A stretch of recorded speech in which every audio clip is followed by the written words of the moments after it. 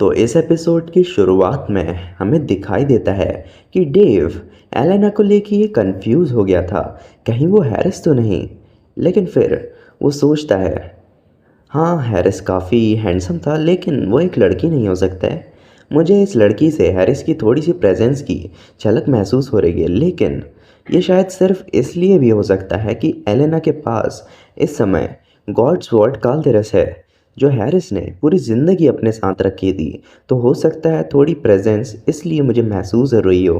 Dave ये सब सोच ही रहा था कि तभी एलेना उसके बेहद ही करीब आ जाती है।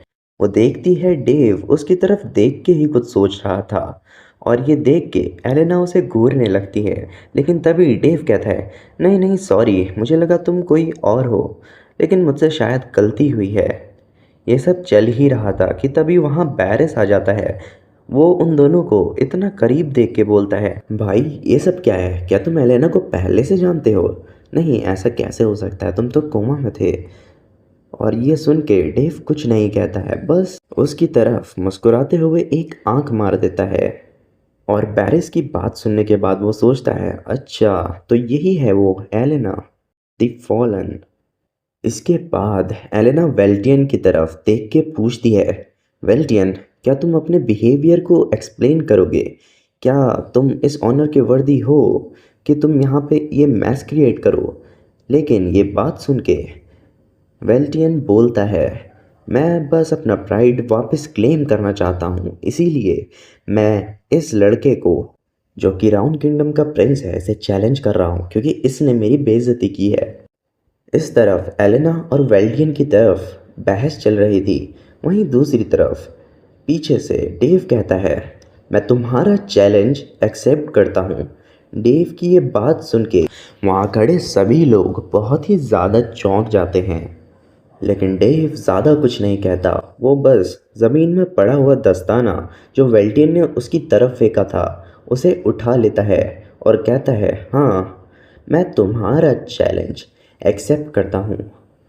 वहीं अगले सीन में हमें दिखाई देता है कि डेव ने अपने हाथों में एक वुडन स्वॉर्ड पकड़ी हुई थी, और सामने से वेल्टियन आता है, उसके हाथ में भी एक वुडन स्वॉर्ड थी।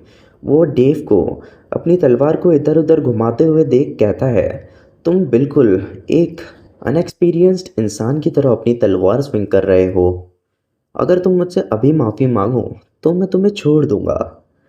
इसी समय पीछे से बैरिस आके कहता है, वेल्टियन ये सब बिल्कुल गलत है, अगर तुम चाहो तो मैं तुम्हारे साथ लड़ने को तैयार हूँ। लेकिन पीछे से डेव कहता है, ये सब ठीक है, मैं लड़ लूँगा इससे, ज़्यादा से ज़्यादा क्या ही होगा, ये मेरे हाथों से और बुरी तरह से हार जाएगा बस।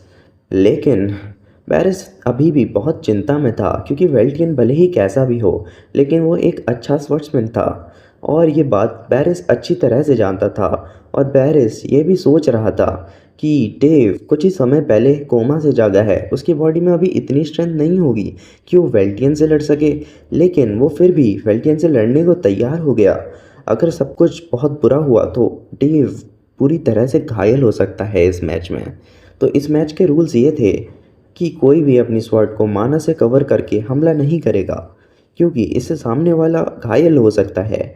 लेकिन जहाँ ये रूल्स डिस्कस किए जा रहे थे, वहीं दूसरी तरफ डेव अपनी तलवार के साथ अजीब सी हरकतें कर रहा था, जो देख के वेल्टियन को काफ़ी गुस्सा आ रहा था, क्योंकि उसे लग रहा था कि डेव उसकी तरफ नीचे देख रहा है, और उसे लग रहा है कि डेव वेल्टियन को बड़ी ही आसानी से हरा देगा।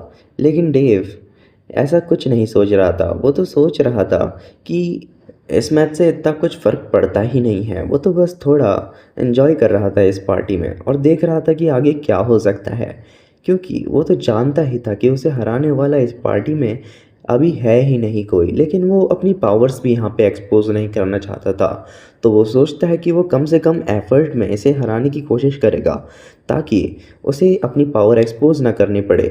और वो ऐसा कुछ भी यहाँ नहीं दिखाने वाला था जिससे लोगों को लगे कि वो बहुत पावरफुल है। इसके लिए डेव के दिमाग में कुछ खुरापाती आइडियाज़ चल रहे थे। वहीं दूसरी तरफ वेल्टियन बोल रहा था कि मैं काफ़ी जनरस हूँ, इसलिए तुम चाहो तो पहली स्ट्राइक मुझ पे कर सकते हो। और ये सुन के डेव पहले हमला करने के लिए आगे बढ़ता है। डेव एक बहुत ही खतरनाक डैश मारता है, और पलक झपकते ही वो वेल्टियन के चेहरे के सामने पहुंच जाता है। डेव की ये रफ्तार देख के वेल्टियन पूरी तरह से चौंक जाता है और एक पल के लिए वो बहुत घबरा भी जाता है। इसके बाद डेव अपनी तलवार को स्विंग करता है और वेल्टियन के सामने से गुजारते हुए ज़मीन पे उसकी तलवार टकरा जाती है। लेकिन तभी वेल्टियन के चेहरे पे एक बहुत ही खौफनाक मुस्कान आ जाती है, क्योंकि वो देखता है कि डेव की तलवार ज़मीन पे टकराते ही उसके हाथों से छूट गई है। वेल्टियन सोचता है, कितना बेवकूफ़ है, हर तेज चीज़ ताकतवर नहीं होती। हालांकि ये काफ़ी तेज़ था, लेकिन इसका मतलब ये थोड़ी है इसकी स्ट्राइक्स एकदम परफेक्ट हों और टेक्निक भी अच्छी हो। लेकिन तभी वेल्चियन को काफ़ी दर्द महसूस होता है। वो तलवार ज़मीन से टकरा के ऊपर बाउंस हो जाती है और स्विंग करते हुए वेल्टियन से टकरा जाती है और वेल्टियन पीछे ज़मीन पे गिर जाता है। ये देख के कि डेव का एक स्टूपिड सा हमला उसे गिराने में कामयाब हो गया है। ये देख के कि वेल्टियन ज़मीन पे गिर चुका है बस डेव के एक हमले के कारण, वो भी जो हमला एकदम नॉनसेंस सा दिख रहा था, उसकी हार का कारण बनते बनते रह गया। ये ये सब वेल्टियन को बिल्कुल भी मंजूर नहीं था और ये सब सिर्फ वेल्टियन ही नहीं, आसपास के सभी लोग भी देख रहे थे। वो लोग कह रहे थे, हाउ एम्बैरेसिंग, सामने वाले की स्किल्स उतनी अच्छी नहीं है, लेकिन वेल्टियन जो काफ़ी अच्छा तलवारबाज है वो ऐसे ही गिर गया। ज़रूर वो उसका एक डाउनफॉल हुआ है और अब वो पहले जितना ताकतवर नहीं है। वहीं दूसरी तरफ डेव अपनी तलवार उठाता है और इस तरह से खड़ा हो जाता है जैसे कि वो एक मॉडल है, और ये सब उसकी किस्मत का ही कारण से हुआ है कि वेल्टियन बस नीचे गिर गया। और ये देख के वेल्टियन बेहद ही गुस्से में आ जाता है। वो कहता है, मैं तुम्हें जान से मार दूंगा। तो क्या होगा कहानी में आगे? क्या डेव इस मैच को जीत पाएगा?